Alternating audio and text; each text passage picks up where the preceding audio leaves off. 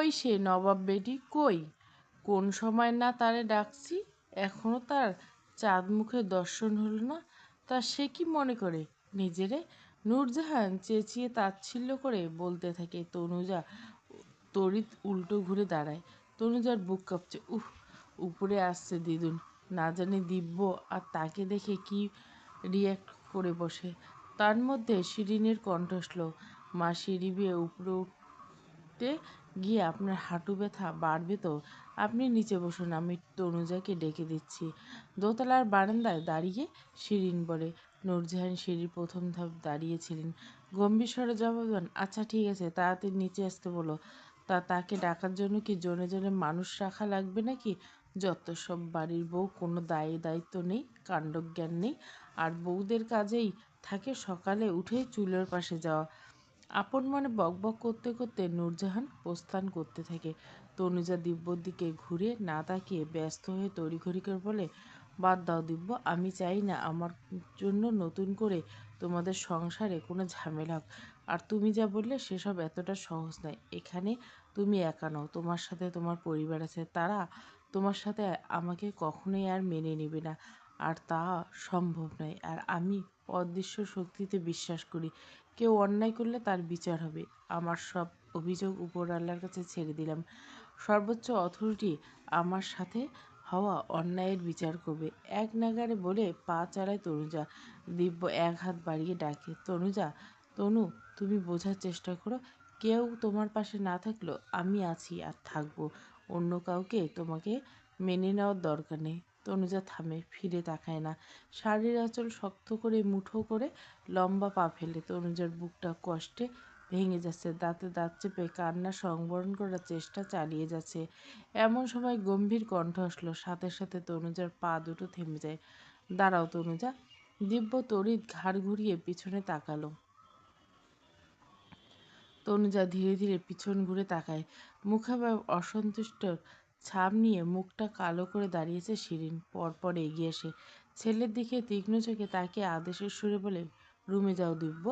দিব্যর নরম চরণ নেই। দিব্য মায়ের দিকে চেয়ে ঠায় দাঁড়িয়ে রইল। এবার কণ্ঠটা আর একটু চড়িয়ে খানিকটা ধমকের সুরে বলে, কথা কানে যায়নি তোমার? রুমে যাও, নিজের রুমে যাও দিব্য। দিব্য দেওয়ালে ঘুষিটা মেরে রাগ মেটানোর চেষ্টা করে, তারপর গটগট পা ফেলে প্রস্থান করে। তনুজার চিবুক বুকের সাথে লেগে আছে। দৃষ্টি নুইয়ে তনুজা শাড়ির আঁচল আঙুলের সাহায্যে মুড়িয়ে যাচ্ছে। শিরিন তীক্ষ্ণ চাহনিতে চেয়ে শান্ত গলা বলে, আশা করি তুমি বুঝদার। তোমার থেকে অবুঝের মতো আচরণ, কাজ কারবার কোনোটাই কাম্য নয়।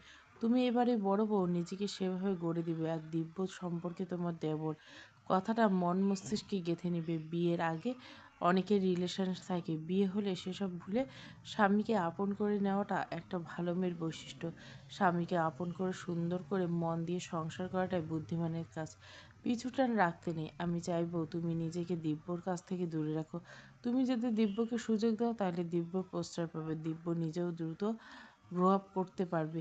আর শোনো, যত দ্রুত সম্ভব ইভানের সাথে তোমার সম্পর্কটা স্বাভাবিক করে নাও। একটু থেমে, যা বললাম মনে রাখবে। নেক্সট যেন তোমার আর দিব্যকে একসাথে না দেখে। আর মা ডাকছে, আমার মায়ের রুমে, তাড়াতাড়ি যাও। তনুজা কলের পুতুলের মতো দাঁড়িয়ে রইল। ঠিক পুতুলের মতো ঘাটটা নাড়িয়ে মিহির বলে, ঠিক আছে। নূরজাহান বড় আলিশান রুমে ঠিক মাঝখানে গুটিসুটি হয়ে দাঁড়িয়েছে তনুজা। নূরজাহানকে রুমের এক কোণে থাকা পুরনো আমলের সিন্দুকের ভেতর থেকে একটা গয়নার বাক্স বের করে এলেন। সেটা হাতে নিয়ে বিছানায় আয়েশ করে বসলেন নূরজাহান। তনুজার দিকে তাকিয়ে বলেন, এই মেয়ে, এদিকে এসো। তনুজা গুটি গুটি পা ফেলে এগোয়। নূরজাহান ইশারা করে বলে, বসো এখানে। তনুজা রোবটের মতো বিছানার একপাশে সপ্তপর্ণে বসে। নূরজাহান গয়নার বাক্স তনুজার হাতে দিয়ে বললেন, আজ থেকে এই গহনাগুলো তোমার। এর ভেতরে একটা সীতার, একজোড়া ঝুমকো আর দুটো রুলি আছে। এসব পুরনো দিনের স্বর্ণের তৈরি গহনা, একদম খাঁটি, একটু নতুন খাদ নেই। এগুলো আমার ছিল, আমার ইভানের বউয়ের জন্য তুলে রেখেছিলাম। তনুজা অনুভূতি শূন্য হেসে, তার মধ্যে কোনো ফিলিংস আসে না। সে যেন একটা জড় পদার্থ। বাক্সটা হাতে নিয়ে সে নিশ্চুপ। সোনাদানা এসব তার মনে এক টুকরো প্রশান্তি আনতে পারছে না। নূরজাহান পা দুটো ছড়িয়ে বেডে হেলান দিয়ে বসে আছে। দীর্ঘশ্বাস ফেলে বললেন, শোনো মেয়ে, ইভান আমার বংশের প্রথম প্রদীপ। আমার বড় ছেলের একমাত্র সন্তান হলো আমার বড় দাদুভাই। তা ইভানের দাদুভাই আমার অনেক আদরের। আমার দাদুভাইকে ভালো রাখা, সুখে রাখা তোমার দায়িত্ব। আমি আর কদিন বাঁচবো? বাবা মা হারা এতিম ছেলেটাকে সুখে রেখো, কখনো কষ্ট দিও না। শেষের কথাগুলো বলতে বলতে কঠিন হৃদয়ে নূরজাহানের গলাটা কেমন ভারী উঠল। থামলেন একটু। তনুজা চোখ তুলে নীরের চাহনিতে দ্বিগুণে তাকালেন। কঠিন শক্ত মনের নূরজাহানের ভেতরে যে একটা নরম মন আছে, সেই রূপের সাথে তনুজা আজকেই প্রথম পরিচয় হলো। তনুজা ফ্যাল ফ্যাল করে চেয়ে রইলেন। বড় বড় শ্বাস ফেলে ফের বললেন, তুমি ইভানের বউ, তাই তার অতীত সম্পর্কে তোমার জানাটা জরুরি। আর সব কিছু জেনেই একজন উত্তম জীবনসঙ্গী হয়ে তোমার স্বামীর সাথে আমৃত্যু পর্যন্ত থাকবে। অতীত শব্দটা মস্তিষ্কে ক্যাচ করতে তনুজার মধ্যে জানার জন্য একটা অদৃশ্য আগ্রহ কাজ করলো। তনুজা তার সমস্ত মনোযোগ নূরজাহানের কথা শ্রবণে দেয়। নূরজাহান বলতে থাকে, ইভানের বয়স তখন 7। সেই সময় তার চোখের সামনে তার মায়ের অ্যাক্সিডেন্ট হয়। বাচ্চা ছেলেটার মনের উপর ব্যাপক প্রভাব ফেলে। তনুজা তৎক্ষণাৎ প্রশ্ন করে, কী করে অ্যাক্সিডেন্ট? সে আর বলো না। কী থেকে কী হয়ে গেল? বাড়ির সবাই একসাথে ঈদের কেনাকাটা করতে গেছিল। বড় বৌমা, ছোট বৌমা, তাদের বাচ্চারা, সাথে তামান্না। কেনাকাটা শেষ সে বের হয়ে ইভান দাদুভাই বায়না ধরে সে রাস্তার পাশে বিক্রি হওয়া বেলুন নেবে। এক লোক রাস্তার পাশে বাচ্চাদের খেলনা নিয়ে বসেছিল। বড় বৌমা ইভানকে সাথে নিয়ে রাস্তার পাশে যায় কিনতে। সেই সময় দিব্য দাদুভাইও ওদের পিছু যায়। বড় বৌমা ওদের দুজনের ইচ্ছে অনুযায়ী একজনকে বেলুন, আরেকজনকে বল কিনে দেয়। বড় বৌমা লোকটাকে টাকা দিচ্ছিল। এর মধ্যে দিব্য দাদুভাই দুষ্টুমি করে ইভানের বেলুন ফাটিয়ে দেয়। ইভান রেগে গিয়ে দিব্য থেকে বল কেড়ে নিয়ে রাস্তা বরাবর ছুড়ে দেয়।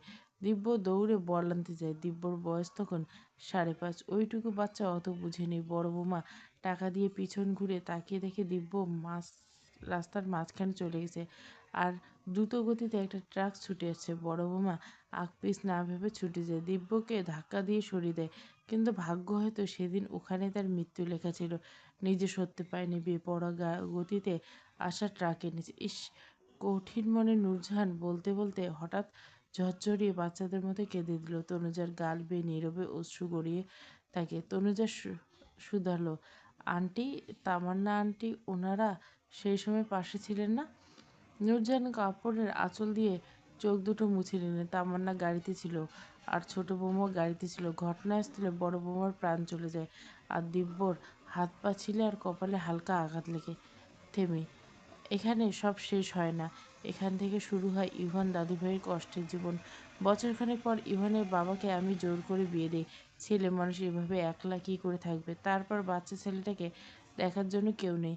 স্ত্রী এক নতুন বউ আর ইভানকে নিয়ে চট্টগ্রামে থাকতো ব্যবসার জন্য। পর কখনো আপন হয় না, কথাটা যথার্থ। সত্যি আপন হয়নি ইভানের সৎ মা আপন হয়নি। স্ত্রী এক ব্যবসার কাজে ব্যস্ত থাকে। এদিকে সৎ মা আদর স্নেহ করতো না, যত্ন নিত না, বরং অবহেলা, অত্যাচার করতো। মায়ের মৃত্যুর পর থেকে চঞ্চল ইভানের স্বভাব পাল্টে যায়। আগের মতো কারোর সাথে মিশতো না, খেলতো না, সবসময় একলা থাকতো। বছরে একবার চট্টগ্রামে গিয়ে ইভানকে দেখে আসতাম। আমার উপস্থিতিতে ইভানের সৎমা বুঝিয়ে দিত ইভানের উপর আহ বুঝতে দিত না ইভানের উপর করা অবহেলা, অযত্ন। ইভানকে নিষ্পাপ দেখে ভাবতাম মায়ের জন্য হয়তো এমন হয়েছে, সময় ঠিক হয়ে যাবে। কিন্তু আমার ধারণা ভুল ছিল। ছেলেটা আদর যত্ন পেলে আগের মতো চঞ্চল হয়ে উঠতে, স্বাভাবিক হয়ে যেত। বুঝলাম ঠিকই, কিন্তু অনেক দেরিতে, খুব বেশি দেরি হয়ে যায়। ইভান তখন ক্লাস 8-এ পড়ে। সেই সময় স্টেক স্ট্রোক করে এক সময় এক সাইড প্যারালাইজ হয়ে শয্যাশায়ী হয়ে যায়। তখন নতুন বউয়ের আসল রূপ জানতে পারি। আমার অসুস্থ ছেলেকে রেখে কমাস পরে টাকা পয়সা গয়নাগাটি নিয়ে নতুন বউ পালিয়ে যায়। দিনের পর দিন ছোট্ট ছেলেটা তার বাবার উপর অযত্ন, অবহেলা দেখেছে, সাথে নিজেও অত্যাচারিত হয়েছে। তারপর ইভান তার বাবাকে এখানে নিয়ে আসি। ইভানের পড়াশোনায় 1 বছর গ্যাপ যায়। এখানে দিব্যর স্কুলে একসাথে ভর্তি করি ইভানকে। অল্প দিনের ছোট বড় আহ ইভান আর দিব্য ছোটবেলা থেকে তুই তোকারি করে নাম ধরে ডাকতো। একসাথে দুজনে পড়ে থাকে। ইভান ইন্টার পড়াকালীন তার বাবাও না ফেরা দেশে পাড়ি দেয়। অনার্স পাশ করে পরে ইভানকে আমি অফিসে বসতে বলি। ইভান মাস্টার্স পড়তো আর চাচা চাচির সাথে অফিসের ব্যবসা সামলাতো। চলছিল মোটামুটি সব কিছু। এর মধ্যে কিছুদিন পরে ইভানের বিয়ের কথা বলতে ইভার নিজস্ব পছন্দ আছে তা জানায়। যদি আমি প্রেম প্রীতি এসব পছন্দ করি না। ইভান দাদুভাই এতিম ছিল বিদায় আমি এক বাক্যে রাজি হয়েছিলাম। দাদুভাইয়ের বাগদান হলো, বিয়ের দিন আসলো। জানি না কি হলো, বিয়ের দিন কনে পালালো। পার্লার থেকে কনে কমিউনিটি সেন্টারে আর ফেরেনি। কে একটা চিরকুট লিখে সে মাইয়া উধাও হয়ে গেল। এরপর থেকে ইভান একদম পাল্টে যেতে থাকে। নূরজাহান হতাশার নিঃশ্বাস ফেলে। হতচ্ছাড়ি ওই মাইয়ের জন্য আমার দুই দাদুভাইয়ের সম্পর্ক খারাপ। ইভান দাদুভাই দিব্য দাদুভাইরে দোষ দেয়। ওই মাইয়েরে পালাতে দিব্য সাহায্য করছে। কিন্তু কথা হলো ওই মাইয়াকে ছোট খুকি, অত বড় মাইয়ার কাউরে ফুসলানো লাগে। সব দোষ ওই হতচ্ছাড়ি। সামনে পেলে শিলপাটায় পিষে ফেলতাম। অসভ্য মেয়ে মানুষ কোথাকার। তুই যদি বিয়ে করবিই না তার জন্য তোর বিয়ের দিন পর্যন্ত আসা লাগে। আগেই তো বলতে পারতিস বিয়ে করবি না। আর আগে রং ঢং করছিস কেন? এতক্ষণ বেদনার্ত নীল মুখটা মুহূর্তে রাগে লাল হয়ে আসে নূরজাহান। যেভাবে বলছে মনে হচ্ছে সামনে পেলে কাঁচাই চিবিয়ে খাবে, যাতে করে একটু হলেও রাগ মিটত। তনুজার অবচেতন মন বলে তার জন্য লোকটা এই জন্য মেয়েদের ঘৃণা করে। সৎ মায়ের অত্যাচার, সৎ মা অসুস্থ বাবাকে রেখে পালিয়ে গেছে। আবার ওনার ভালোবাসার মানুষটি হঠাৎ বিয়ের দিন পালিয়ে গেছে। তবে কি এটাই সত্যি উনি আমাকে দয়া দেখিয়ে বিয়ে করছেন? তাহলে ওনার আর আমার সাথে ঘটে যাওয়া এই বাজে ঘটনার পিছনে কার হাত আছে? কে সে? আর তার উদ্দেশ্য বা কী ছিল? আমাকে এসব প্রশ্নের উত্তর জানতে হবে। তনুজার ভাবনা ভাঙে নূরজাহান কর্কশ গলার আওয়াজে শুনে। এই মেয়ে, এই, এতক্ষণ তোমার কাছে এসব বলার মানে নিশ্চয়ই তুমি বুঝতে পারছো। ইভান দাদুভাই সকল কষ্ট ধুয়ে মুছে সাফ করে দেওয়া দায়িত্ব তোমার। মেয়ে মানুষ চাইলে সব পারে। ইভান কি ছাইপাশ খায়? এই জন্য ডাক্তার দেখিয়েছিল, কাউন্সেলিং করা হয়েছে, তবুও ওসব না গেলে থাকতে পারে না। ডাক্তার বলেছে অতিরিক্ত মদ এভাবে খেতে থাকলে শরীরের জন্য ক্ষতি হবে, বড়সড় ব্যাধি বাঁধতে পারে। এখন তোমার কাজ স্বামীর দেখভাল করা, ওসব সাইপাস ছাড়ানো। আমি বুদ্ধি দেই তাড়াতাড়ি বাচ্চা নাও। বাচ্চা নিলে সংসারের প্রতি টান মহব্বত, তখন এই সুন্দর পৃথিবীতে আরও দীর্ঘদিন বাঁচতে ইচ্ছা করবে, নিজের প্রতি যত্ন হবে। আর তুমিও বাচ্চার কথাটা তো বলে কয়ে ওসব ছাড়তে বলবে। তনুজার চোখ দুটো বড় হয়ে যায়, ভাসা ভাসা চোখ দুটো কালো মণি স্থির হয়ে তাকিয়ে আছে বোকার মতো। তনুজা হ্যাঁ বা না কিছুই বলে না। তনুজা থেমে নির্বাক। তনুজা ডুবে যায়, মুখটা তার মলিন হয়েছে। জীবন তাকে কোথায় এনে দাঁড় করলো সে ভাবতে পারছে না এখন কি করবে। তনুজা হাতের বাক্সটা রাখলো। ওয়াশরুম থেকে পানির শব্দ আসছে। তনুজা দাঁড়িয়ে কিছুক্ষণ জীবনের মোড় কোথায় তাকে আনলো সেসব ভাবনায় মগ্ন। তার মধ্যে ওয়াশরুমের দরজা খোলার শব্দ শুনে ভাবনা থেকে বেরিয়ে তনুজা সামনে আসে। ইভানের পরনে সাদা টাওয়ালে হাঁটু অবধি, বুকের লোমগুলো ভিজে লেপ্টে গেছে, কপালের উপরে থাকা চুলগুলো থেকে টপ টপ পানি ঝরছে। ইভানের শ্যামবর্ণ মুখটা সদ্য গোসল নয় স্নিগ্ধ লাগছে। ইভানের সামনে তাকাতে দুজনের চোখাচোখি হয়ে যায়। ইভানের চোখে চোখ পড়তে তনুজা দৃষ্টি নামিয়ে নেয়। তনুজা হঠাৎ অস্বস্তি দেখছে। ইভান ওর মতো সোজা ক্যাবিনেটের সামনে এসে দাঁড়ায়, তারপর পোশাক বের করে বিছানায় রাখে। তনুজা ব্যালকনিতে যাবে বলে তড়িঘড়ি করে পা বাড়ায়। হঠাৎ ফ্লোরে থাকা কার্পেটে পা বেছে উষ্টা খায় তনুজা। আর এদিকে ইভান শার্ট প্যান্ট বিছানায় রেখে আয়নার সামনে দাঁড়াবে বলে এগোচ্ছিল। এমন সময় তনুজা উষ্টা খেয়ে তার গায়ের উপর পড়ে। আচমকা পড়ায় ইভান বেলা সামলাতে না পারে তনুজার কোমরে এক হাত ধরে দুজনে ফ্লোরে ধপাস করে পড়ে। তনুজার কোমরে এক হাতে ধরে আছে ইভান। ও মুক্ত কোমরে ঠান্ডা হাতের স্পষ্ট অনুভব করতে তনুজার গা শিরশির করে ওঠে। কেমন যেন একটা অদ্ভুত শিরশিরানি বয়ে যায়। তনুজার প্রলেপ শরীরে মৃদু কেঁপে ওঠে। ইভানের উন্মুক্ত বুকের উপর আছে তনুজা। তনুজার নিঃশ্বাস ভারী হয়েছে, রীতিমতো তনুজার বুক কাঁপছে। ইভান তার গায়ের উপর তাকা তনুজার ভীতু ফেস আর মায়াভরা চোখের দিকে কপাল কুঁচকে তাকিয়েছে। তনুজা জিভ দিয়ে নিজের ঠোঁট ভিজিয়ে মিহিসরে বলে, হাত সরান। ইভানের হুঁশ ফেরে। তড়িৎ সে তনুজার কোমর থেকে হাতটা সরিয়ে নেয়। তনুজা উঠে দাঁড়ায়। ইভানও নিজে অপ্রস্তুত। পরপর ইভান উঠে দাঁড়িয়ে অপ্রস্তুত কণ্ঠে শুধায়, ঠিক আছে তুমি? কোথাও লাগেনি? তনুজা উল্টো ঘুরে দাঁড়িয়ে আছে, পায়ের নখ দিয়ে ফ্লোর খুঁড়ছে সে। তনুজা মিনমিন স্বরে জবাব দেয়, ঠিক আছি আমি, লাগেনি। ইভান নিজেকে নিজের করা প্রশ্নে বিস্মিত হয়। বাহ, সে যে কোনো মেয়ের খোঁজ নিচ্ছে। তার আঘাত লেগেছে কিনা জানতে চেয়েছে। আচমকা নিজের করা এহেন প্রশ্নে ইভান তাজ্জব বনে যায়। ঘড়ির কাঁটা সকাল 8:30। ঘর পেরিয়েছে। মির্জাবাড়ির ডাইনিং নাস্তা করতে বসেছে ইভান, নূরজাহান, তামান্না আর দশম শ্রেণীর পড়ুয়া মেয়ে নৃত্য।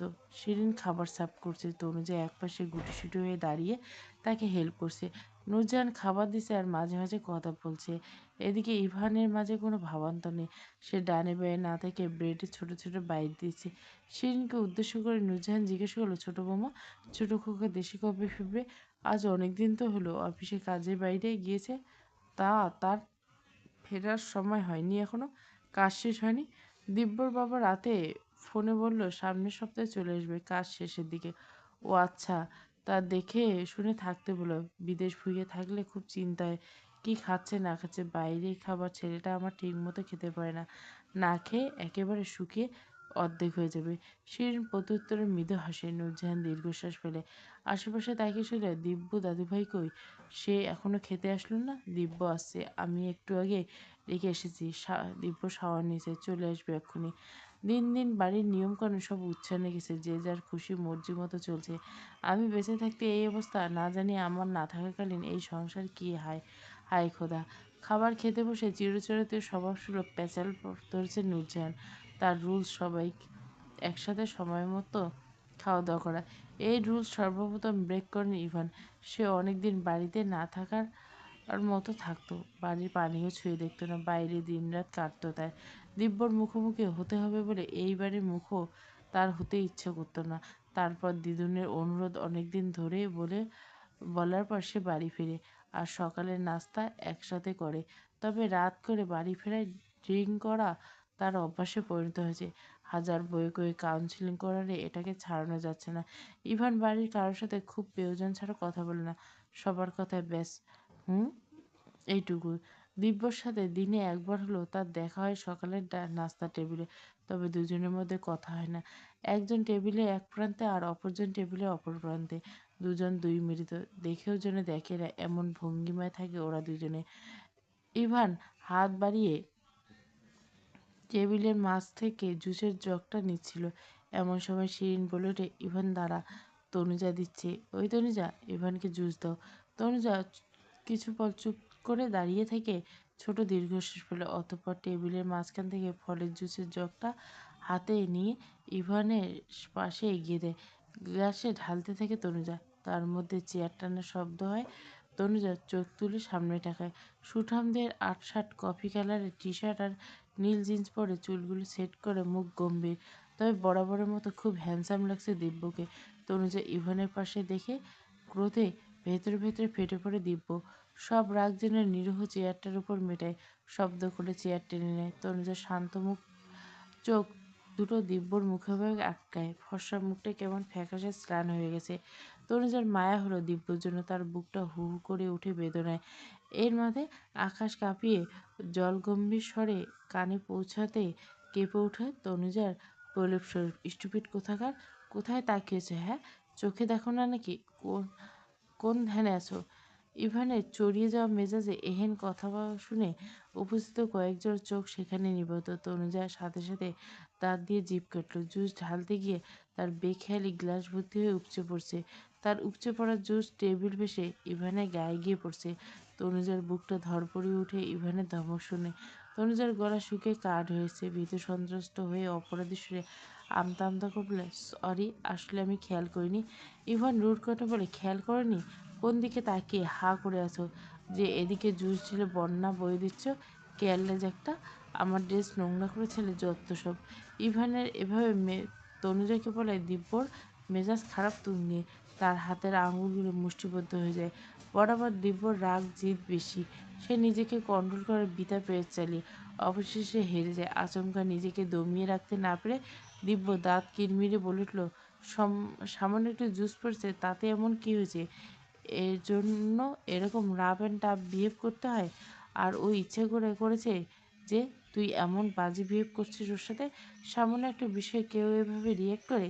সবাই অবাকের চরম সীমায় পৌঁছে গেল। নর্মালি এভাবে এরা দুই ভাই কারো ভালো মন্দ কোনো ব্যাপারে মাথা ঘামায় না, দূর বিন্দুমাত্র ইন্টারেস্ট দেখায় না। আর আজ দিব্য ইভানকে উদ্দেশ্য করে বলছে।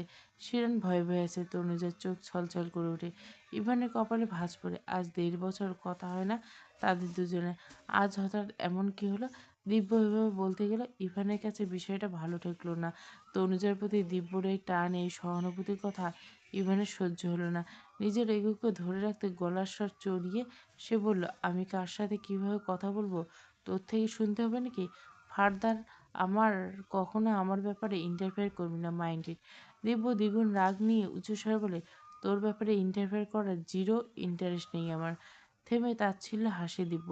বড় শ্বাস টেনে নিয়ে রাগী দৃষ্টিতে তাকে বলে, মেয়েটার সাথে কোনো কারণ ছাড়াই হুদায় রাব ব্যবহার করি। এভাবে চামারের মতো কথা, ধরন আর আচরণ দেখে, চোখের সামনে দেখে কিছু না বলে চুপ করে দর্শক হয়ে থাকতে পারলাম না। তাই বলা আর কি। এছাড়া তোর সাথে কথা বলার কোনো ইচ্ছে আমার নেই। হায়!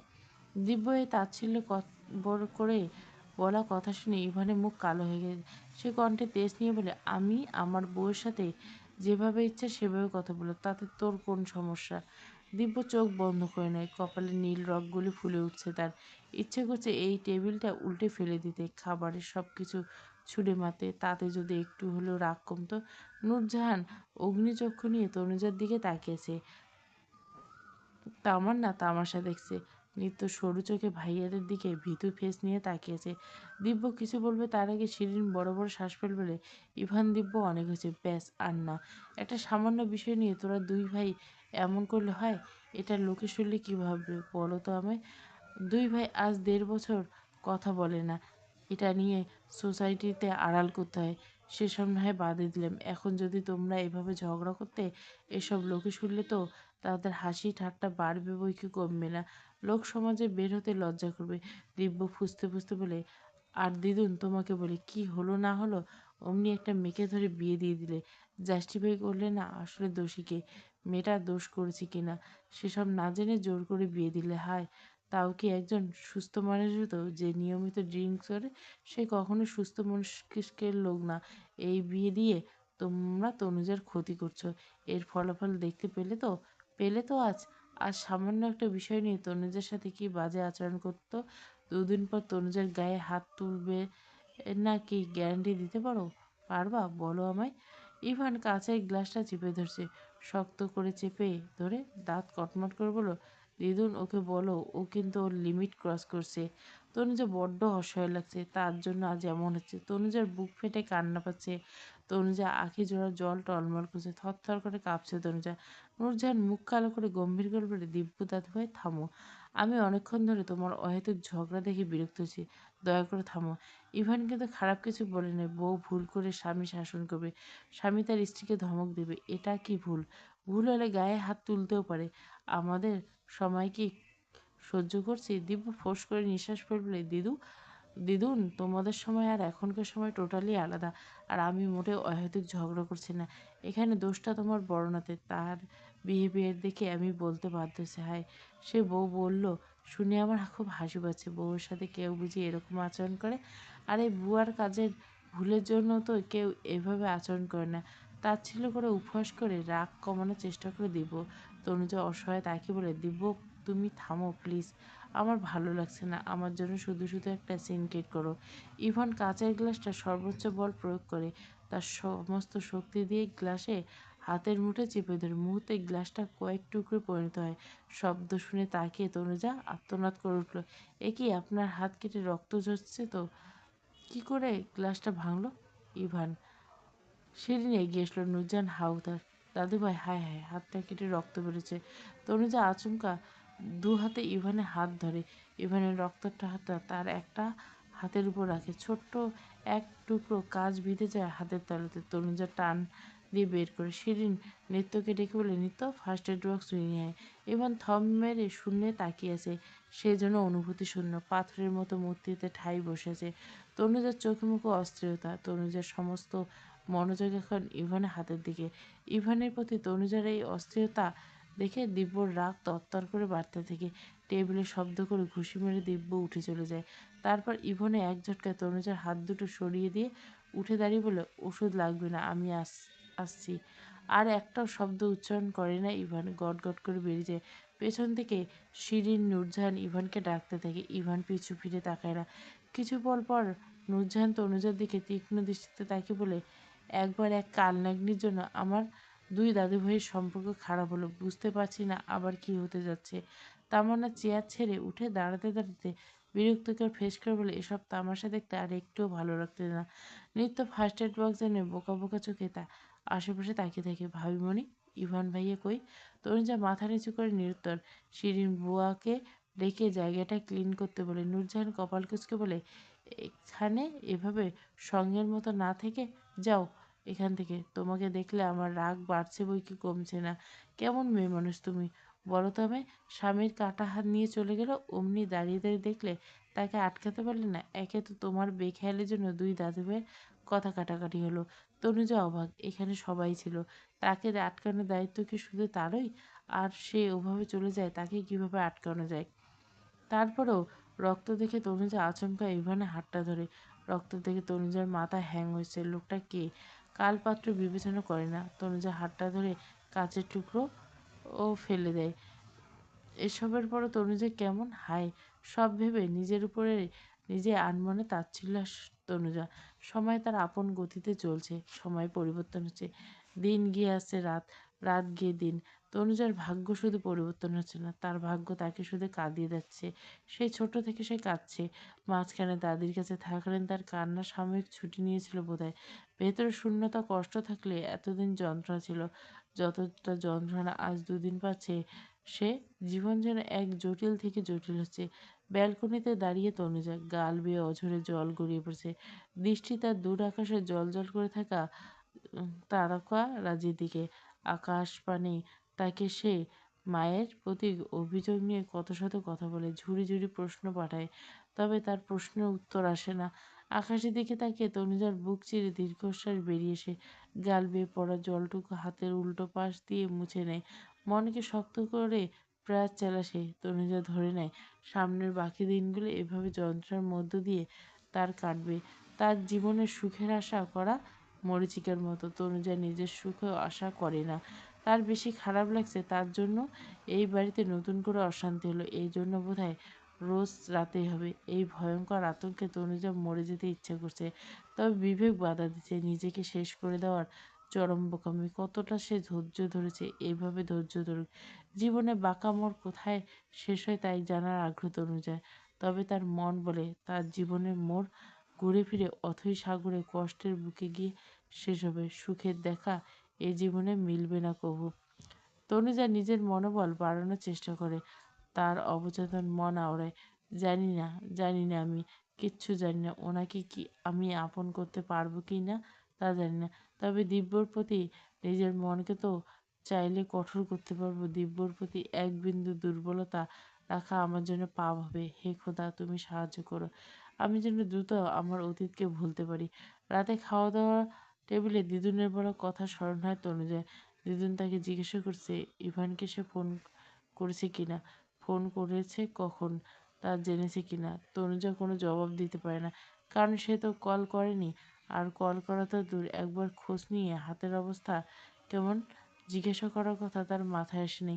দিদুন এই নিয়ে খানিকটা রাগ ঢাক করে, কেমন বউ, সারাদিনে একবারও ফোন দিয়ে শুনুনি?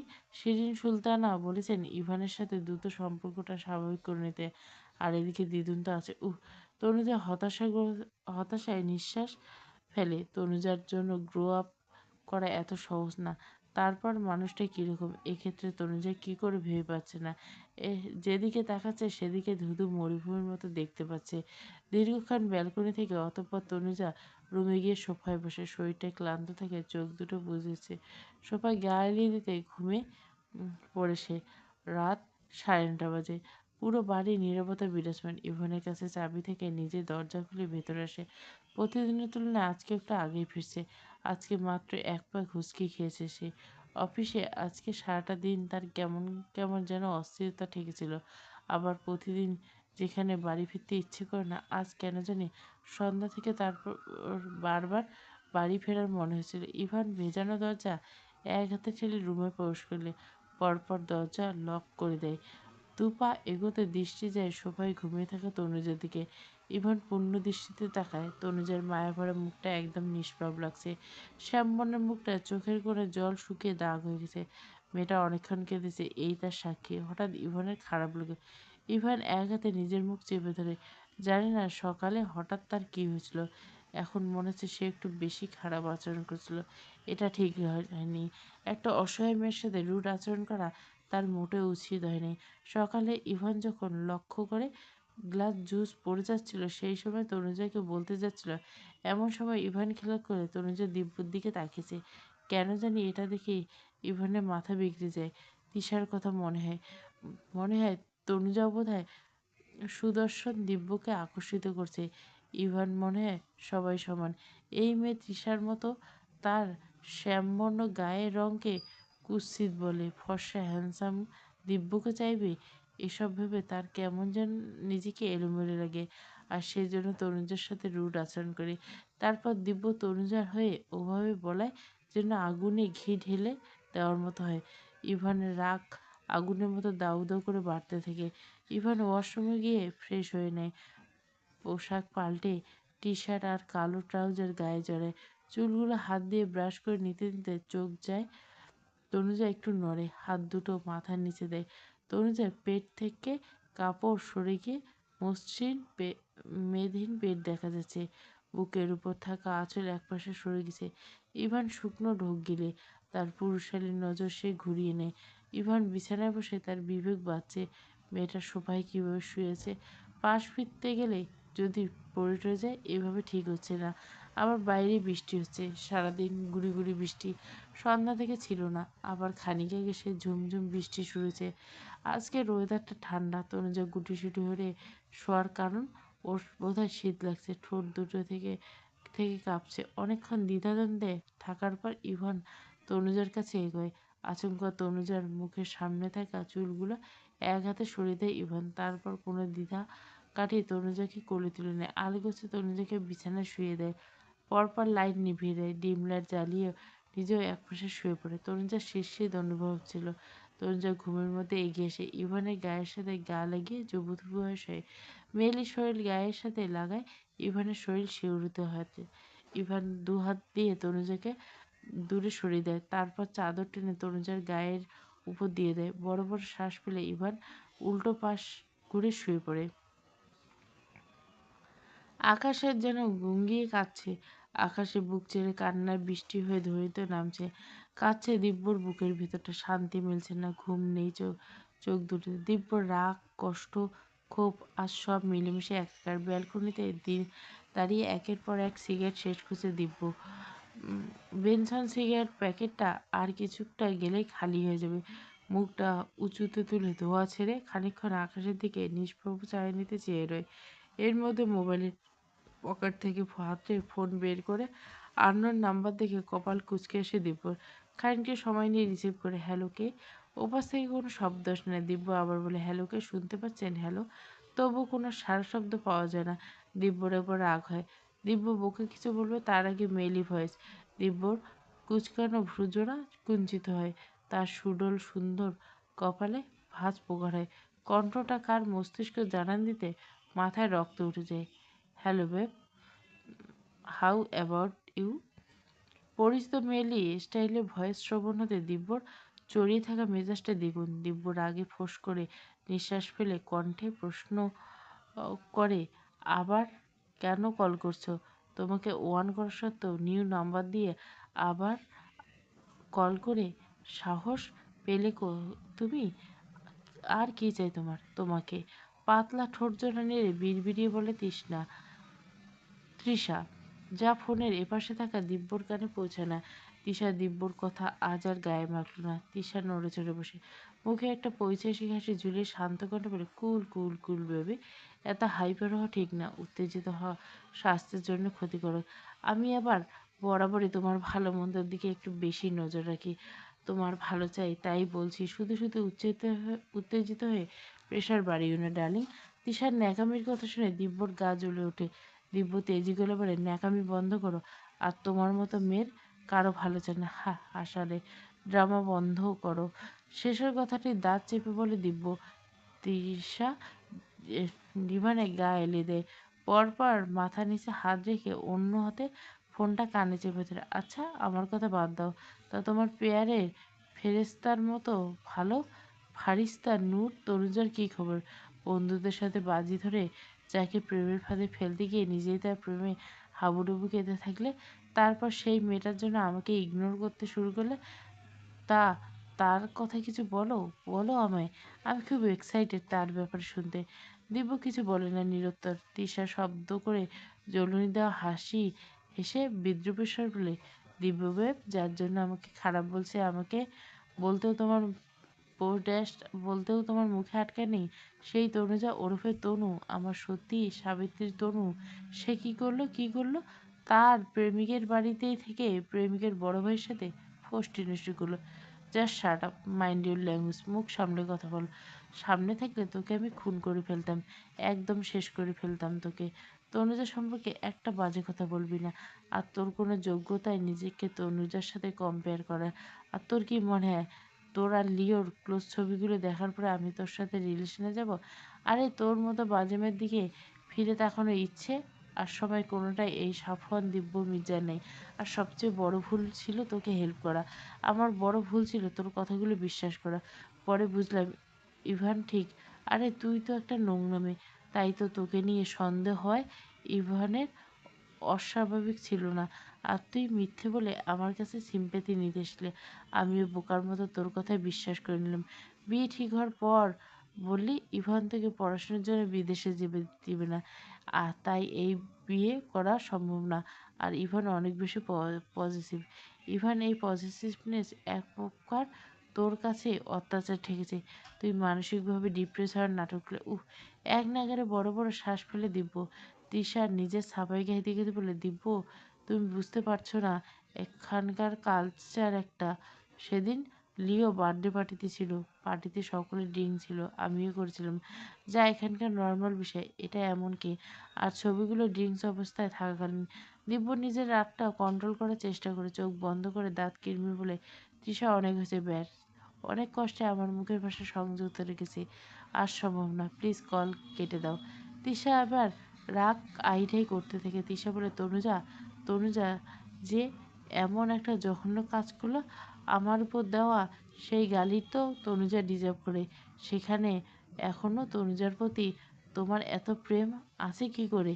আমার মাথায় ধরছে না। একজনের সাথে প্রেম করে আরেকজনের সাথে বিছানায় কাটায় তনুজা, এরপরও বলবে তনুজা আমার থেকেও বেটার? সতী সাবিত্রী হয়ে ভীতু বোকা প্রেমিক তনুজা, হা হা। দিব্য শরীর জ্বলুনি দিয়ে উঠে তৃষার হাসি শুনে। দিব্য একটা কষিয়ে রামধনুক দিয়ে বলে, স্টপ, স্টপ। আমি শিওর যা কিছু হয়েছে সব ইভান করছে। ইভান প্ল্যান করে করা এসব। আমি তনুজাকে চিনি, খুব করে চিনি। আমাদের 5 মাসের রিলেশন ছিল। এই 5 মাসে কখনো ওর হাত ধরার সাহস পাইনি আমি। আর না তনুজা সুযোগ দিছে। আরও কমাস আগে থেকে তনুজাকে চিনি আমি। আমার থেকে বেশি ওকে কেউ চেনে না। তাই পুরো পৃথিবী তনুজা খারাপ বলল আমার বিশ্বাস হবে না। একটু থেমে কপালে সূক্ষ্ম ভাঁজ ফেলে প্রশ্ন করে, দিব, বাই দ্য ওয়ে, তুমি এত কিছু কী করে জানলে? মাত্র 2 দিনের মধ্যে আমার বাড়ির সকল খবরাখবর কে পৌঁছালো তোমার কাছে? তৃষা এবার অপ্রস্তুত হয়ে সময় নিয়ে পরপর কিছু শব্দ গুছিয়ে বলে, সে বলে, ইয়ে, খবর কখনো বসে থাকে নাকি? তোমার আর তনুজের প্রেম কাহিনী সেভাবে শুনেছিলাম। মিথ্যে বলবে না, এত দ্রুত তো তোমার জানার কথা নয়। তৃষা ঢোক গিলে আমতা আমতা করে বলে, আরে এসব খবর বাতাসের আগে উড়ে, তুমি জানো না? দিব্য কিছু বলে না, নীরবে কপালে ভাঁজ মিলে ঠোঁট কামড়ে নীরব থাকে দিব্য। তৃষা কিছু ভেবে কৌশলের সাথে, আচ্ছা দিব্য, তুমি বলছো ইভান প্ল্যান করে করেছে, তো তোমার কি মনে হয় ইভান কোনো প্ল্যান করেছে এটা? ইভান তোমাকে না পাওয়ার জন্য আমাকে দায়ী করে, আর হয়তো জেনেছিল আমি তনুজাকে ভালোবাসি, তাই হয়তো আমার থেকে তনুজাকে কেড়ে নিচ্ছে। নোংরা গেম এটা। তৃষা ঠোঁট চেপে শব্দ নিয়ে হাসলো, মনে মনে ছক কষে দিব্যকে ফের দাবার গুটি বানাতে চাইল। গলার আজে বেদনাতে গলে বলল, সো স্যাড দিব্য, দিব্য, আমি তোমার কষ্টটা উপলব্ধি পারছি। ইভান শুধু তনুজাকে তোমার থেকে কেড়ে নেয় ক্লান্ত হয়নি, আরও ওর অনেক সুদূর প্রসারী পরিকল্পনা। ও তোমাকে আরও কষ্ট দিতে চায়। ইভান চায় তুমি তাকে আর তনুজাকে একসাথে দেখে প্রতি মুহূর্তে জ্বলো, ছটফট করো, কষ্টে থাকো। দিব্য দিব্য দিব্য, তুমি ইভানকে সাকসেস হতে দিও না। তুমি ইভানকে দেখিয়ে দাও। উল্টো ইভানের জ্বলুনি ছটফটানি হয়, তাই করো। কি করে? তৃষা মনে মনে খুশি হয়। যাক, টোপ কাজে আসছে। আমাকে বিয়ে করো মানে? আগে আমার কথাটা ঠান্ডা মস্তিষ্কে ভাবো।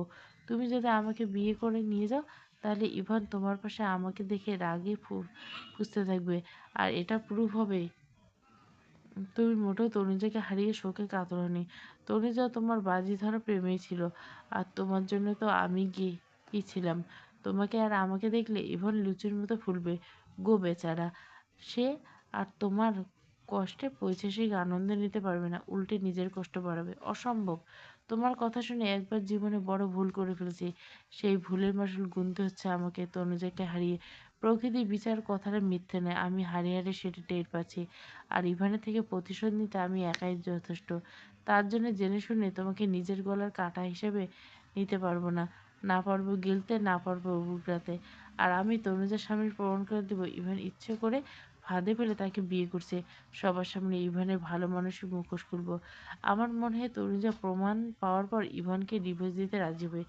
আমি বললাম তুমি ঠান্ডা মস্তিষ্কে ভাবো, এদিকে প্রমাণ জোগাড় করতে থাকো। যদি প্রমাণ না পাও, ইভানকে শাস্তি দেওয়ার জন্য সেকেন্ড অপশন হিসেবে আমাকে নিতে পারো। আচ্ছা দীপু, তুমি ভাবতে থাকো, আর আমি দ্রুত দেশে ফিরছি। দেশে ফিরে ফেস টু ফেস কথা হবে। এই কদিন তুমি ভেবে চিন্তে সিদ্ধান্ত নাও, ইভানকে সাকসেস হতে দিবে নাকি উল্টে ওকে ঘোল খাওয়াবে। দিব্য আর কিছু না বলে কল কেটে দেয়। তিশা ভাবতে থেকে নির্বোধ দিব্য ঠিক রাজি হবে। তরুজকে হারানোর সুখে হিতাহিত জ্ঞান হারিয়ে ফেলে দিব্য খ্যাপাটে হবে। সে ইভানকে কষ্টে দেখতে চাইবে না। আর তিশার টোপ গিলবে। আর টোপ গিললে তিশার আকাঙ্ক্ষা চাওয়া পাওয়া পূরণ হবে। এই ভেবে তিশার চোখ দুটো জ্বলজ্বল করতে থাকে। ফজরের আজানের সুমধুর ধ্বনি ভেসে আসছে চারিদিক থেকে। তনুজার ঘুম হালকা হয় এবার। তনুজা নিবু নিবু চোখে তাকানোর চেষ্টা করে। চোখ মেলে নিজেকে আবিষ্কার করে গায়ে চাদর জড়ানো দেখে অবাক হয়। তনুজার স্পষ্ট মনে হচ্ছে ও তো সোফায় শুয়েছিল, তাহলে এখানে এলো কি করে? মাথাটা ঘুরিয়ে খানিকটা দূরত্বে ইভানকে ঘুমিয়ে থাকতে দেখতে পায়। তনুজা অস্বস্তি থাকে। ওর অবচেতন মন আওড়ায়। তাহলে উনি কি উনি? এতটুকু ভাবনাতে তনুজার অস্বস্তি হুড় করে বাতাস বেগে বাড়তে থাকে। তবে তনুজা বেশ বিস্মিত হয়। লোকটা তার গায়ে চাদর অবধি দিয়ে দিয়েছে। মানুষটা বাইরে যতটা কঠোর স্বভাব দেখায়, ততটা কঠোর নয়। তনুজার বুকটা অস্বাভাবিক কাঁপছে, কেমন হাঁসফাঁস করছে। ডিম লাইটের সবুজ আলোয় ঘুমোতে ইভানকে বাচ্চাদের মতো নিষ্পাপ লাগছে। শ্যামবনের মুখ থেকে কেমন মায়াময় দ্যুতি ছড়াচ্ছে। তনুজা দুরু দুরু কাঁপতে থাকা বুকটা নিয়ে নির্বিশেষে চাউনিতে চেয়ে রইল মুখটাতে। পরপর দৃষ্টি ঘুরিয়ে উঠে হাঁটু ভাঁজ করে দু হাঁটু জড়িয়ে মাথাটা হাঁটুতে ঠেকে কিছুক্ষণ চোখ বুজে থাকলো। ভেতরটা অস্থির লাগছে। এভাবে অনেকটা সময় কাটে। তারপর উঠে উজু করে নামাজ পড়ে না তনুজা। সকালে শিরিনের সাথে রান্না করছে তনুজা। পুরো সকালটা তার কিচেনে কাটে। তনুজার দাদি ওকে রান্না বান্না কাজ সব শিখিয়েছিল, যদিও দাদি কাজ করতে দিত না তেমন।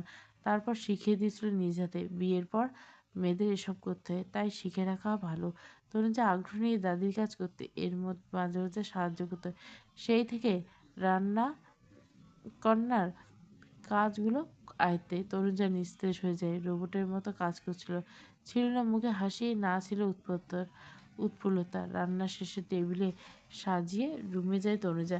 কিচেনে কাজ করতে গিয়ে গরম লেগেছে খুব। আগুনের তাপে মুখটা কেমন জ্বলছে। মুখে পানির ঝাপটা নেওয়া আর বাতাসে বসে কিছু জিরানো দরকার। রুমে পা দিতে দেখতে পায় পরনে হোয়াইট প্যান্ট আর নেভি ব্লু গায়ে শার্ট জড়াতে ব্যস্ত ইভান। ভেজা চুলে গুলো মাথা ছড়িয়ে কপালে এলোমেলো হয়ে লেপ্টেছে। তনুজা সে দিকে আর দ্বিতীয়বার না তাকিয়ে সোজা ওয়াশরুমে ঢুকে পরপর হাত দুটো হ্যান্ড ওয়াশ দিয়ে ধুয়ে মুখে পানি দিয়ে ঝাপটা দিয়ে বেরোয়। ওয়াশরুম থেকে বের হচ্ছে দেখে ইভান শার্টের বোতাম লাগাচ্ছে। ইভানের দৃষ্টি আয়নায়। তনুজা খানিকটা দূরত্বে পিছনে দাঁড়িয়ে এদিকে তাকিয়ে। হঠাৎ দুজনের চোখে চোখ পড়ে। তনুজা তরুণীর দৃষ্টি নামিয়ে নেয়। ইভানের থেকে দৃষ্টি লুকাতে শাড়ির আঁচল টেনে মুখ মুছতে ব্যস্ত। ইভান বাম হাত দিয়ে ধীরে ধীরে বোতাম লাগাচ্ছে। তনুজা কন্যা চোখে তা দেখল। বাম হাত দিয়ে ডান হাতের অস্তিন গোটাতে থাকে ইভান। তনুজা অবচেতন মন ভাবে, একবার কি জিজ্ঞাসা করবো হাতের অবস্থা কেমন। পরপর অদৃশ্য এক দ্বিধা এসে জড়ো হয়। তনুজা দ্বিধার দ্বন্দ্বের মধ্যে নিজেকে জড়িয়ে ফেলে। শোনা হয়ে ওঠে না। ডান হাতের অস্তিন গোটানো হয়, বাম হাতের অস্তিন গোটাতে গিয়ে সমস্যায় পড়ে যায় ইভান। তনুজা কোনা চোখে ইভানকে লক্ষ্য করছিল। ইভান ডান হাতের সাহায্যে বাম হাতের অস্তিন গোটাতে গিয়ে বারবার কপাল কুঁচকেছিল। হাতের তালু কাটায় টান লাগতে ব্যথায় কপাল কুঁচকে যায় ইভানের। তনুজা চোখ তুলে তাকিয়ে বিষয়টা দেখে। ইভান শার্টের অস্তিন গোটাতে গিয়ে বারবার থেমে যাচ্ছে। তনুজার হঠাৎ হলো কি, ওর ভেতরে কোমল সত্তাকে ওকে বারবার উস্কাতে থাকে ইভানকে হেল্প করার জন্য। আর এর স্মরণ হতে থাকে লোকটা তার কেয়ার করছে, এই মুহূর্তে তাকে সাহায্য করা দরকার। আচমকা তনুজা ইভানের সামনের দিকে দাঁড়ায়, ইভানের দিকে পলক তুলে তাকায়, তারপর মিহির বলে, আপনার হাতে বোধহয় লেগেছে, আমার কাছে দিন, আমি করে দিচ্ছি। ইভান পূর্ণ চাহনিতে তনুজার দিকে তাকালো, কেন জানি না করতে পারল না। চুপচাপ নিজের ডান হাতটা সরিয়ে নিল। তনুজা ইভানের চুপ থাকায় নীরব সম্মতি ধরে নিয়ে কোমল হাত দিয়ে ইভানের শার্টের অস্তিন খুব যত্ন সহকারে আলগোছে গুটাতে থাকে। ইভানের নীরব চাহনি তনুজার মায়াবী মুখখানি নিবন্ধ। ভাসা ভাসা চোখ দুটো ইভানের হাতের দিকে তাকিয়েছিল। কালো চিকন ভুরু জোড়া, কপালে উপর ছোট ছোট অবদ্ধ চুলরা বাতাসে নৃত্য করছে। ইভানের কাছে এই দৃশ্যটা সুন্দর লাগছে।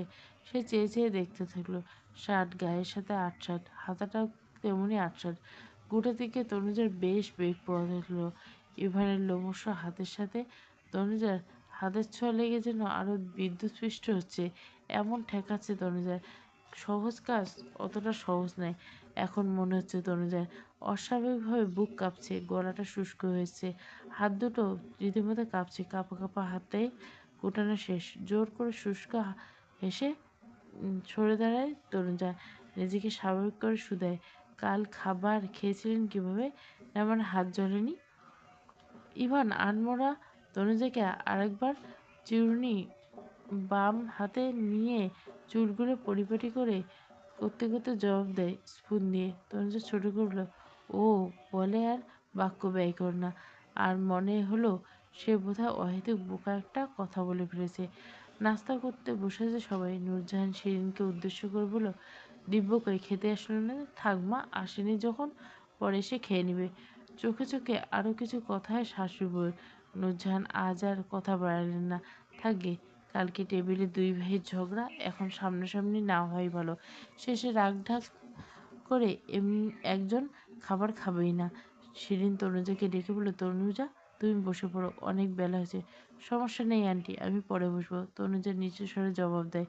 শিরিন অময় হেসে বলে, পরে কেন, বসো তো। নূরজাহান ভুরু কুটকে বিরস কণ্ঠে বলে, এতবার বলছে সেখানে ঢং কিসের, বুঝি না বাপু। আমাদের সময় শাশুড়িরা একবার কিছু বললে টু শব্দটি তো দূর, অমনি অক্ষরে অক্ষরে পালন করতাম। তনুজা আর কথা না বাড়িয়ে চেয়ার টেনে বসে পড়ে। নিত্য নানু আপুর দিকে সরু চোখে চেয়ে বিড়বিড় করে, নানু আপুর তো কথা একটাই, আমাদের সময়, আমাদের সময়। এই আমাদের সময় আমাদের সময় বলে জিকির তোলে। আমাদের ভীষণ দেখার শখ নানু ভাই, যেভাবে বলে সেভাবে সময়, সব সময় কি না। ইস, যদি একবার টাইম মেশিন করে দেখতে যেতে পারতাম তাহলে খুব ভালো হতো। নূরজাহান খাবার খেতে খেতে বলে, বুয়া একটু আগে আমার কাছে এসেছিল, আজ দুপুরে সে নাকি আসতে পারবে না, ছোটো বৌমা তো একটু পরে অফিসে যাবে। এই যে নাথ বউ, তোমারে বলছি, কি রান্না করা লাগবে শাশুড়ির কাছ থেকে জেনে নিও, নিজে সবটা রান্না করবে। তনুজা কলের পুতুলের মতো ঘাড় কাত করে হ্যাঁ সূচক উত্তর দেয়। নিত্যের হঠাৎ মনে হতে বিস্ময় নিয়ে বলে, আমি তো একটা কথা বলতে ভুলেই গেছিলাম, কালকে কোচিং থেকে ফিরতে বুয়াকে দেখলাম। তামান্না মেয়েকে ধমক দিয়ে থামিয়ে দেয়, কর্কশ গলায় বলে, স্কুলের টাইম হয়ে যাচ্ছে, তাড়াতাড়ি খাও, খাওয়ার সময় তোমার কথা বলতে হবে না। রোজ রোজ তুমি কেন না কোনো কারণে লেট হয়ে ক্লাসে ঢুকো, আর স্কুল থেকে এই নিয়ে আমার কাছে কমপ্লেন আসে। মায়ের বকুনিতে নিত্যের মুখটা ছোট হয়ে এইটুকু হয়ে যায়। সে আর কথা না বলে চুপটি করে মেরে যায়। তামান্না খাবার চিবোতে চিবোতে বলে, আজ নীতি আসবে, নীতির জন্য কী কী রান্না করা লাগবে আমি বলে দিব। নীতির খাবারে ঝাল একদম কম দেবে। তনুজা উদ্দেশ্য করে বলে তামান্না। তনুজা বরাবরের মতো খুশি। নীতি এক্সাইটেড হয়ে বলল, ওয়াও, আপু আসবে, দারুণ মজা হবে। দরজার পাশে থাকা সুতাক থেকে কালো জোড়া শু নামিয়ে পায়ে দিতে থাকে ইভান। উবু হয়ে এক হাতের সাহায্যে জুতাটা পায়ে গলিয়ে নিতে থাকে। এমন সময় পান চিপুতে চিপুতে নূরজাহান হাঁক ডাকছে, দাদু ভাই, আজ বিকেলের দিকে চলে আসিস, নাতবউকে নিয়ে কেনাকাটা করতে হবে।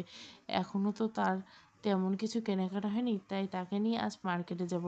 তরুজা টেবিল থেকে এঁটো প্লেট সরিয়ে কিচেনে যাচ্ছিল, এমন সময় কথাটা তার কানে আসে। ইভান পরপর বলে, আমার কাজ আছে, আমি যেতে পারবো না। ও তা বললে হয়, বিয়ে হয়েছে এ বাড়ির বউ সে, তার ভরণ পোষণ দায়িত্ব তোমার। আমি টাকা দিয়ে লাগবো, যা লাগে কিনে নিবে। নূরজাহান গম্ভীর মুখে বলল, বাড়ির বউ একা একা কেনাকাটা করতে যাবে? এখনকার দিনকাল ভালো না। না না, এই নিয়ে দিদুন নিয়ে আরও জ্বালা। এখন এটা ভালো না, ওটা ভালো না, সব ভালো মনে হয় তার সময় ছিল। আশ্চর্য। ইভান বিরক্তিতে চবর্গীয় শব্দ উচ্চারণ করে। একা একা যেতে সমস্যা হলে নিত্যকে সাথে নিতে বলো। আলমারির ডান পাশে ড্রয়ারে টাকা আছে, তাকে নিতে বলো। আমি আসছি, আমার দেরি হয়ে যাচ্ছে। ইভান আর বাক্য খরচ না করে পা চালায়। পেছন থেকে দিদুন আইডিয়াই করতে থেকে চেঁচিয়ে বলে, আজ তোমার কাজ আছে, আজ না হয় কাল নিও, কাল না হয় পরশু, তবে বাড়ির বাচ্চা মেয়ে সহ একলা দোকানে যেতে দিচ্ছি না। ইভান ফিরে তাকায় না, আর কোনো প্রত্যুত্তর দেয় না। সে তার আপন মনে পায়ে প্রস্থান করে। ঘড়ির কাঁটা সকাল ৯:৩৫। মির্জাবাড়ির ডাইনিং মলে নাস্তা করছে দিব্য। বাকিরা খানিকক্ষণ আগে নাস্তার পর্ব শেষ করছে। ইভান অফিসে গিয়েছে। শিরিন সুলতানা নিজের রুমে বসে আছেন। নীতি আর নিত্য দুই বোন সোফায় বসে ফোনে লুডো খেলছে। কাল বিকালে হোস্টেল থেকে বোন আসছে, বোনের সাথে গল্প গুজব করবে। মায়ের বকুনি শুনে স্কুলে যায়নি নিত্য। সিঙ্গেল সোফায় বসে পান চিপেছে নূরজাহান। তনুজা কিচেন থেকে আলতা পায়ে হেঁটে আসলো। নুরজানের দিকে খানিকটা দূরত্বে দাঁড়িয়ে নিতে হাস্যোজ্জ্বল মুখে তনুজার দিকে তাকালো। মিষ্টি এসে বলল, ভাবিমণি তুমি ফ্রি আছো? আমাদের সাথে জয়েন করো, চল লুডো খেলি। ভাবিমণি ডাকটা শোনার সাথে সাথে দিব্য মাথা তুলে তাকায়। ডাইনিংয়ে বসে ঘাড় ঘুরিয়ে তনুজাকে এক পলক দেখে। তনুজা কিছু বলার আগে নিত্য উৎফুল্ল হয়ে বলে, ও ভাবিমণি, খেলবে আমাদের সাথে? তনুজা শুকনো হেসে কোমল স্বরে বলে, ইয়ে মানে তোমরা খেলো। দুবোন একসাথে বলে ওঠে, ওকে। তনুজা নূরজাহানকে উদ্দেশ্য করে ভয়ে ভয়ে একদম মিহি স্বরে বলে, দিদুন বলেছিলাম যে। নূরজাহান কপাল কুঁচকে তাকালো, মুখে গম্ভীরতার ছাপ টেনে বলল, হ্যাঁ বলো। তনুজা দৃষ্টি নুয়ে ওভাবে নত মস্তিষ্কে দাঁড়িয়ে মিনমিন স্বরে বলে, দিদুন আজকে একবার কলেজে যেতে ছিল, কলেজে যাওয়া খুব জরুরি, কদিন বাদে ইনকোর্সের এক্সাম, তাই নোট কালেক্ট। তো নূরজাহান তনুজাকে থামিয়ে দিয়ে মুখটা অন্ধকার করে কর্কশ স্বরে বলে, ছোট বৌমা, তোমাকে আমি কিছু বলিনি। তোকে যে বলেছিলাম তোমাকে বলতে পড়াশোনা বাদ দিতে, সে বলেনি তোমায়? তনুজা কিছু বলে না, নিরুত্তর থাকে। দৃষ্টি ফ্লোরে নিবন্ধন করে শাড়ির আঁচল আঙুলে প্যাঁচাতে থাকে। নূরজাহান গলা খাঁকড়ি দিয়ে ফের বলে, আচ্ছা আমি বলছি, পড়াশোনা বাদ দাও। পড়াশোনার কথা বাদ দিয়ে মন দিয়ে ঘর সংসার করো, তাড়াতাড়ি ছেলে পুলে নাও, স্বামী সংসার সামলাও। তুমি তাও আর চাকরি বাকরি করে আমার নাতিকে খাওয়াবে না, তাই অত শিক্ষিত জ্ঞানী হতে হবে না। যেটুকু পড়েছ ওই দিয়ে ছেলেপুলে মানুষ করতে পারলে চলবে। দিব্য খাবারের প্লেট পানি ঢেলে হাত দিয়ে নেয়, সবটুকু খাবার খায় না। দিদুনের কথাগুলো শুনে তার মেজাজ চারশো হয়ে যায়। দিব্য চেয়ার ছেড়ে উঠে দাঁড়িয়ে বলে, এটা কেমন কথা দিদুন?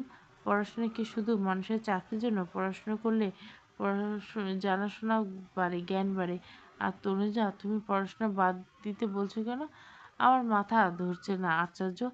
নূরজাহান নাক মুখ সিটকে বলে, তোমার জ্ঞানের কথা রাখো দাদুভাই, তোমার মতো পড়ালেখার জ্ঞান আমার না থাকলেও সংসারের জ্ঞান অভিজ্ঞতা আমার অনেক আছে। এই চুলগুলো এমনি পাকে না, সংসার করতে গিয়ে কালো চুলগুলো পাক ধরছে, তাই আমার অভিজ্ঞতা থেকে বলছি। বিয়ে হয়েছে, এবার ঘর সংসার করে খাক। নীতি সরু চোখে চেয়ে নানু উপর কথা শুনছে। অনেক কষ্টে সে হাসিটা চেপে রাখলো।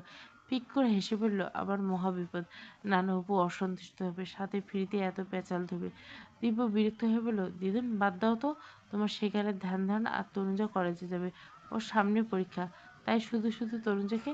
নূরজাহান একটু ধমকের সুরে বলল, এই যে দাদু ভাই, তুমি বা কিসের লেখাপড়া করছো? যদি তোমার মধ্যে আদব কায়দা না থাকে, সে লেখাপড়া এক পয়সা দাম থাকে? এই যে বারবার আমি একটা জিনিস লক্ষ্য করছি, তুমি তনুজা তনুজা বলছো, বড় ভাইয়ের বউকে কেউ ওইভাবে সম্বোধন করে?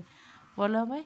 থেমে শাসনের সুরে ফের বলে, আর যেন কখনো তোমাকে তনুজা তনুজা বলে নাম ধরে ডাকতে না দেখি। বয়সে ছোট হলো ও সম্মানে বড়, তাই এখন থেকে তুমি ওকে ভাবি বলে ডাকবা। দিব্য রাগ তত্তরে আকাশসমূহে। রাগ করে চেয়ারের পায়ায় লাথি দিয়ে সে হনহনিয়ে সিঁড়ি ভেঙে উপরে উঠতে থাকে। চেয়ারের শব্দ কিছুক্ষণ চতুর্দিকে ছড়িয়ে পড়ল। দিব্যর উপর রুষ্ট হয়ে নূরজাহান আফসোস করে বলল, দুটো নাতনি একটাও মনের মতো হয়নি। একজন হয়েছে রোবট, আরেকজন হয়েছে রাগের খনি। কিছু বললে তিনি ভাঙচুর করে বলেন, উহ। তনুজা পাথরের মতো বনে গেল। তনুজা রা শব্দটি করে না। সে অসাড়ের মতো শরীর নিয়ে উপরে আছে। করিডোর দিয়ে যাচ্ছিল তনুজা। এমন সময় পিছনে ডাক উঠল, তনুজা। তনুজার পা দুটো আটকে গেল, তবে তনুজা পিছন ফিরে তাকায় না, আর না কোনো সাড়া দেয়। দিব্য অস্থির চিত্তে বলল, তনু, তোমার সাথে আমার কিছু কথা আছে। তুমি সবসময় আমার থেকে পালিয়ে বেড়াচ্ছ। তোমার সাথে কথা বলার স্কোপ পাচ্ছি না। তুমি আমাকে খুলে বলো, সেদিন অ্যাকচুয়ালি কী হয়েছিল? আমি শুরু থেকে সবটা শুনতে চাই। তোমার যতটা মনে আছে ততটুকু বলো, দেখি কোনো ক্লু পাওয়া যায় কি না। দিব্য একটা পিঠ করে উল্টো দাঁড়িয়ে তনুজা দীর্ঘশ্বাস ফেলে প্রত্যুত্তর করল, কী দরকার এসব? আর এসব জেনে কী লাভ? বা যা ক্ষতি হওয়ার তা তো হয়ে গেছে। এখন আসল হাজারটা সত্যি সামনে এলো, এই ক্ষতি পোষাবে না। এই অসুস্থ সম্পর্ক থেকে তো আর বেরোনো যাবে না, তাই বাদ দেন। আমি সত্যিটা বের করে চাই, ইভানকে মুখোশ উন্মোচন করতে চাই। তুমি আমার হেল্প করো তনু। তনু যা মনে মনে তাচ্ছিল্য সে ধরে আসে গলে বলে, এই বিয়েটা হওয়ার আগে তোমার এসব বলা উচিত ছিল। এখন হাজার সত্যি সামনে আসলো, এই বিয়েটা মিথ্যে হয়ে যাবে না। তাই আমি এসব নিয়ে কিচ্ছু ভাবতে চাই না। আর দিব, তোমাকে রিকোয়েস্ট করছি, তুমি যখন তখন এইভাবে আমার সামনে আসবে না। সেদিন আন্টি তোমার সামনে তো বলল, আর যে কেউ দেখলে আমাকে দোষারোপ করবে। সব দোষ মেয়েদের হয়, ছেলেদের তো কোনো দোষই থাকবে না। দীর্ঘশ্বাস ফেলে তনুজা থেমে থেমে বলতে থাকে, জানি না আমি নিজেকে কতটা গুছিয়ে নিতে পারবো, তবে চেষ্টা করব। আর দিব্য একজন শুভাকাঙ্ক্ষী হিসেবে বলছে, প্লিজ আমায় ভুলে যান, গ্রো আপ করেন। জীবন কখনো থেমে থাকে না। সময়ের সাথে সাথে জীবন তার নিজস্ব ছন্দে চলে। তুমি আমার থেকে বেটার কাউকে ডিজার্ভ করো। হয়তো তোমার জন্য সামনে ভালো কিছু অপেক্ষা করছে। তাই অযথা নিজেকে নিয়ে ভেবে সময় নষ্ট করো না। নিজে গুছিয়ে নাও, সুন্দর একটা ভবিষ্যতে প্রত্যাশা রাখো। দিব্যকে আর কোনো কথা বলার সুযোগ না দিয়ে তনুজা লম্বা কদম ফেলে প্রস্থান করে। রুমে গিয়ে দরজাটা বন্ধ করে অমনি নিচে আসে। আটকানো কান্না এবার বাঁধ ভাঙে। মৃগ আখিজোড়া নোনতা জলের ফোয়ারা নীরবে ঝরতে থাকে। কেটে গেছে আরও 2 দিন। আজ শুক্রবার। তনুজা ইভানের মধ্যে কোনো কথা হয়নি বলে চলে। রোজকার মতো রাত করে বাড়ি ফিরে ইভান। তনুজা ঘুমিয়ে পড়ে। সারাদিন তো আর বাড়িতে থাকে না। আজকে অফ ডে হয়, সারাদিন ইভান বাড়িতে আছে। সকালে কাজ শেষেও ইভান রুমটাতে থাকায় রুমে সময় কাটাতে তনুজার কেমন অস্বস্তি লাগছে। ইভান বিছানায় শুয়ে বসে ছিল, সেই সময়টা তনুজা বেশি সময় ব্যালকনিতে কাটায়। এখন বিকেল। তনুজা নীতি আর নিত্যর সাথে লিভিং রুমে। রুমে ইভান আছে বুধায় তনুজা এখানে আছে। এছাড়া কাজের সময়টা ছাড়া সে রুমেই একলা থাকে বেশি। নিত্য সিরিয়াল দেখছিল। নীতি নেল কাটা দিয়ে নখগুলো খুব সুন্দর সহকারে কাটছে। এর মধ্যে তনুজার সাথে কথা হয়, ভাবিমণি তুমি এবার কোন ইয়ার আর কোন ডিপার্টমেন্ট? 3rd ইয়ার বোটানি। ও, তাহলে তো তুমি আমার থেকে বয়সে ছোট। আমি ফাইনাল ইয়ার, আর আমি বাংলা ছাত্রী। ও ভালো। তোমাকে একটা কথা বলি, নানুকে যাই বলুক না কেন তুমি ইভান ভাইকে বলো, আমার মনে হয় ভাইয়া রাজি হবে। ভাইয়া অনেক ব্রিলিয়েন্ট স্টুডেন্ট। আমার মনে হয় দিদুনের বিরুদ্ধে গিয়ে ও তোমার পড়াশোনা কন্টিনিউ করবে।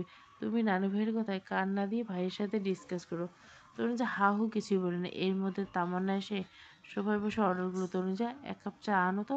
তনুজা তৎক্ষণাৎ উঠে কিচেনে যায়। কাজের বুয়া চুরির একটা সিন চলছে। সেই সময় আচমকা নৃত্য নীতির দিকে তাকিয়ে বলে, মাম্মাম তো পরশু আমাকে সবার সামনে ধমক দিল, বলল আর না বলা হলো। আর এই সেন্টটা দেখে আমার আবার মনে পড়লো। রীতি বিরক্ত হলো, এত কাহিনি বাদ দিয়ে কি বলবি বলতো, জলদি বলে, এত দৃশ্যপট টানা লাগবে না, সরাসরি বলে ফেলে। এবার নিতের দিকে আরেকটু চেপে বসে নিত্য ফিসফিস বলল, জানো আপু, সেদিন আমি কোচিং থেকে ফিরছিলাম, আমাদের বুয়াকে দেখে একটা জুয়েলারি শপ থেকে বেরোচ্ছে। রিদির কপাল থেকে বিরক্তি আরও কুঁচকে আসলো। তো কি হয়েছে? তোর কি জুয়েলারি শপে যাওয়া বারণ আছে নাকি? মাছি দাঁড়ানো ভঙ্গি করে বলে নিত্য। ধুর, আরে ধুর, পুরো কথা তো আগে শোন।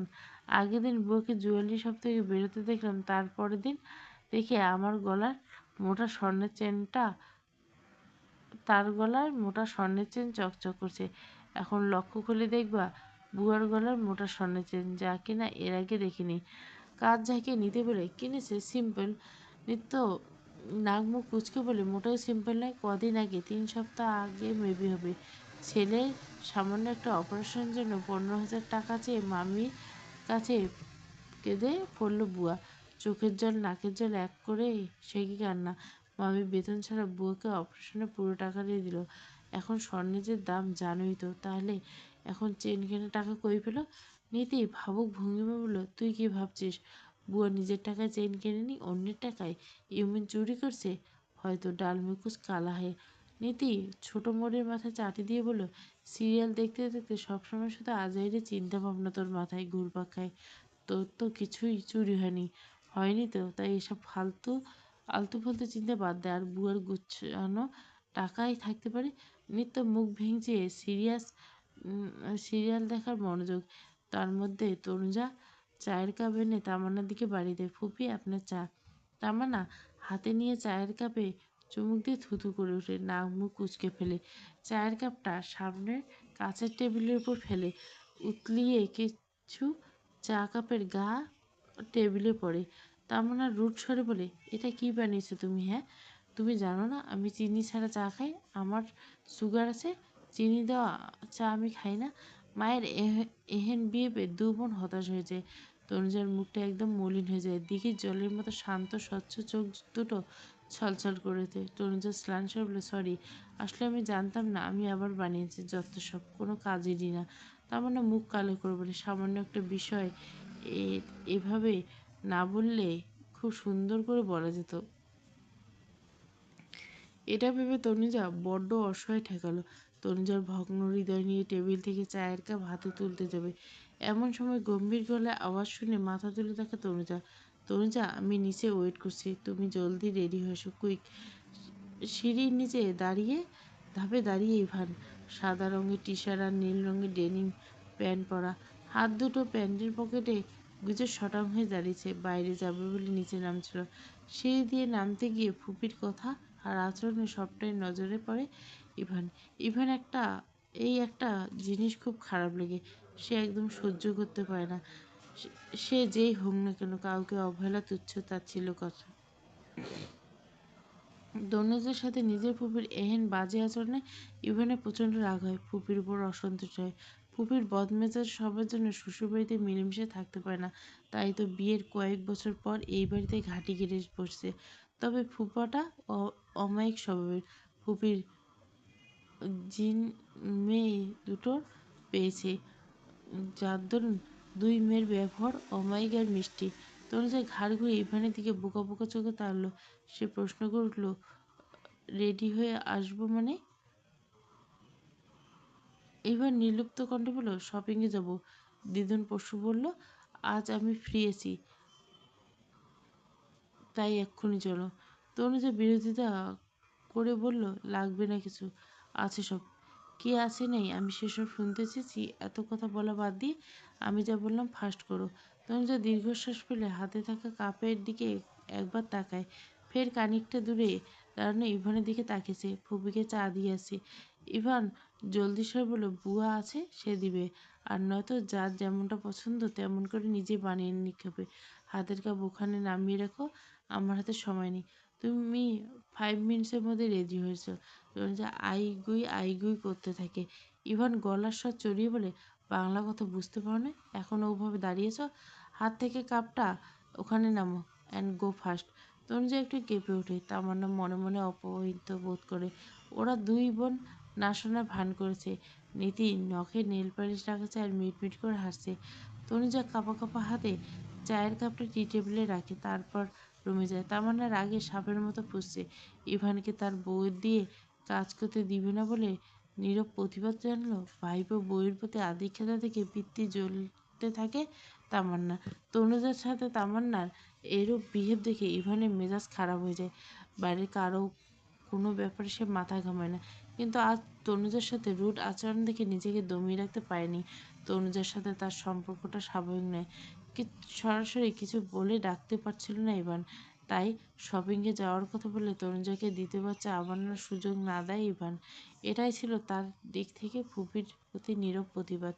ইভান সিঙ্গেল সোফায় পায়ের উপর পা তুলে বসে ফোন স্ক্রল করছে। তনুজা রেডি হয়ে দাঁড়াতে ইভান বসা থেকে উঠে দাঁড়ায়, কিছু না বলে পা চালায়। তনুজার বিরস মুখাভাব করে পিছু পিছু যেতে থাকে। নীতি মাত্র নখে দেওয়া নেল পালিশ ঠোঁট গোল করে ফু দিচ্ছে। ওদের দুজনকে এক পলক দেখে তনুজার গায়ে অলিভ কালারের শাড়ি বেশ দারুণ লাগছে। নীতি পিছন থেকে চেঁচিয়ে বলল, ওয়াও, দারুণ লাগছে ভাই বোনে তোমাদের দুজনকে। তোমরা তো দেখছি সুন্দর শ্যাম কাপল, সুন্দর। অন্দরমহলে মেইন ফটক দিয়ে ঢুকতেই ইভান আর তনুজাকে দেখতে পায় দিব্য। ইভানের পেছনে তনুজা, দেখেই বোঝা যাচ্ছে কোথাও যাচ্ছে হয়তো। রাগে দিব্যর রাগ মুহূর্তে আকাশ ছুঁয়ে যায়। তারপর নীতির কথা কানে যেতে মেজাজ আর তিরিক্ষ হয়ে যায়। পরপর আঙুলের ডগায় থাকা বাইকের চাবিটা হাতের মধ্যে মুষ্টিবদ্ধ করে নেয় দিব্য। ইভান দিব্যকে দেখেও না দেখার মতো করে পাশ কাটিয়ে চলে যেতেছে। তনুজা একবার ডান দিকে তাকায়, দিব্য থেকে চোখে চোখ পড়তে তড়িৎ করে মাথা নিচু করে নেয়, সাথে পায়ের গতি বাড়িয়ে দেয়। দিব্য ঘাড় ঘুরিয়ে একদৃষ্টে তাকিয়ে ওদের দুজনে যাওয়া দেখতে থাকে। রাগে ক্ষোভে ফেটে পড়ে দিব্য। দিব্য রাগে যেদিন মন মস্তিষ্কে তৃষার কথা মনে করে দেয়, সে কি করবে ভাবতে থাকে। ইভানের পুরনো ক্ষত দগদগে করার জন্য কি তৃষাকে এই বাড়িতে আনবে? প্রণয়ের বাঁধন, দ্বিতীয় পর্ব। পুরো গল্পটা প্লেলিস্টে। জানি